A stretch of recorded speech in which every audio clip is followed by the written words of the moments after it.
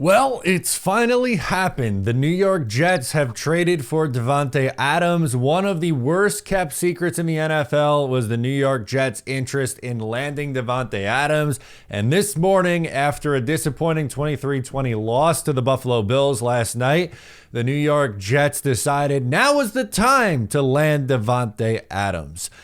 Big move. Lots to get into in this one. Adam Schefter is reporting that it's a conditional third-round pick that could become a second-round pick based on individual success of Davante Adams, essentially how he plays for the New York Jets. There has been nothing yet on if the contract is being reworked or what the deal with the contract is. If there is news on that, I'm sure we'll get into it either later today or at another point, but just wanted to come on and give my initial reaction.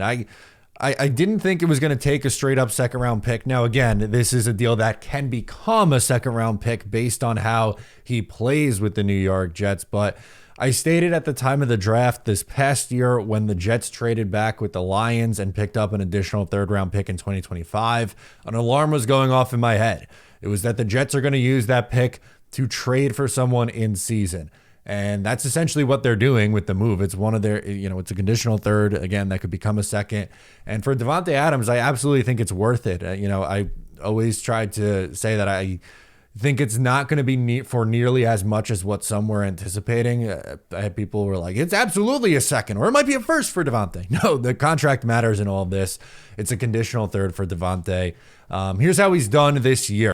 Adams has played in 3 games. He's missed the last few with the hamstring, and they've kept him out. 3 games, 209 yards, and a touchdown. That's 69.7 yards per game. He's coming off an 1,100-yard season, 1,144 yards to be exact, and 8 touchdowns with Aiden O'Connell throwing him the football. It was Aiden O'Connell and a washed-up version of Jimmy G, and he's able to put up 1,100 yards. This is someone who's a 3-time All-Pro. He did it 2 times with Aaron Rodgers as well.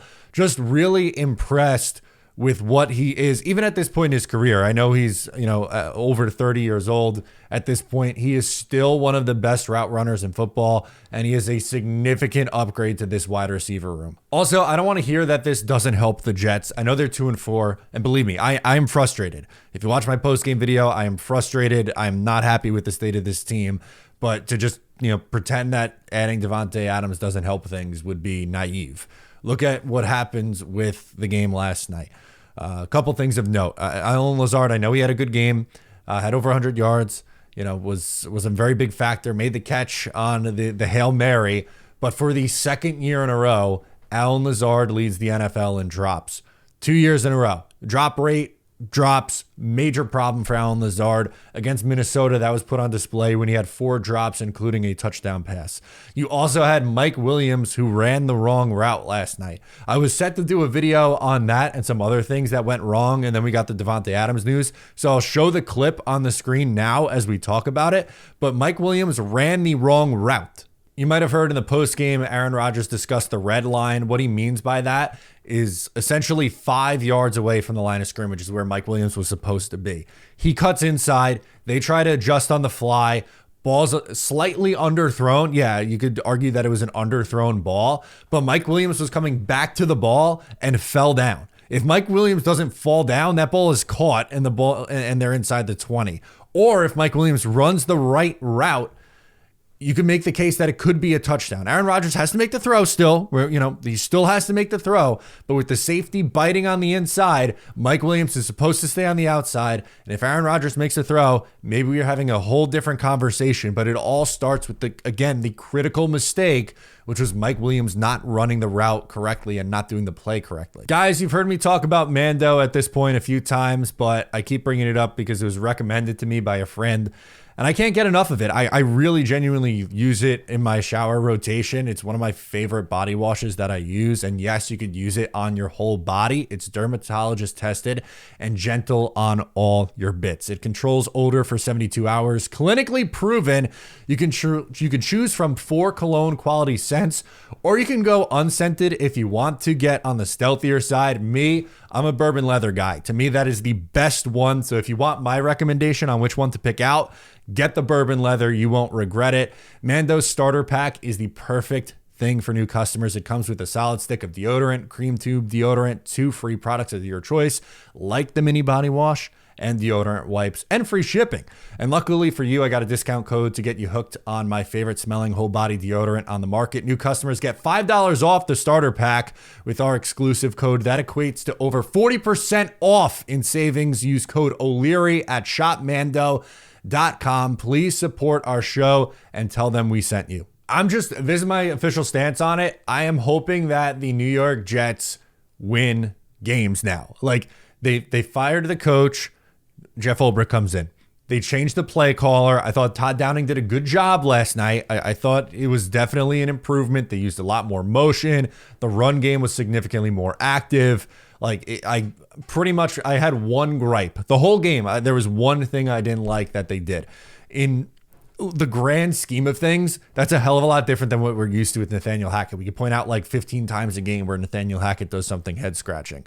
But the last thing that they did now was make a move for Davante Adams and improve their wide receiver core. We also got news earlier today that Hassan Reddick's team has permission to seek a trade.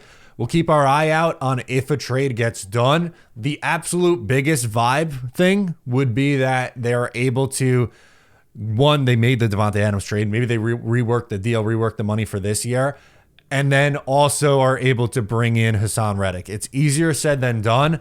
But if you watch the game last night, a major issue in this game was the Jets were unable to get a consistent pass rush outside of Will McDonald. Will McDonald has 7 sacks so far this year. Through 6 games, 7 sacks. Can't ask for too much more. You can't ask for too much more. Michael Clemens is lining up on the opposite side of him. He had a really rough game. We saw at the end of the game, he broke containment. Josh Allen beat him outside. The whole world knew that Josh Allen was holding on to the ball, except for Michael Clemens, it seems. He was over-aggressive, and that's something that he's done far too often, and he's played over 50% of snaps this year. Adding Hassan Reddick lowers the snap count of Michael Clemens and hopefully also adds more pass rush juice. It's something that they need. It's something that's cost them in 2 games this year. In 2 games. The first game of the year against San Francisco, they had no pass rush whatsoever. And last night, they were unable to get home against Josh Allen, and it cost them big time. So for me, again, there's still work to be done. This team's not in a great spot. They're 2-4. They have to win against the Steelers on Sunday Night Football. Can they do it? I don't know. That defensive line's pretty damn good. Aaron Rodgers might be folded in half like a pretzel because he got crushed again for the 3rd game in a row. So that's a major issue. Tyron Smith looking completely cooked is not ideal. Morgan Moses doesn't look right still. Offensive line's been a problem 3 weeks in a row. So I'm nervous going into this game against the Pittsburgh Steelers.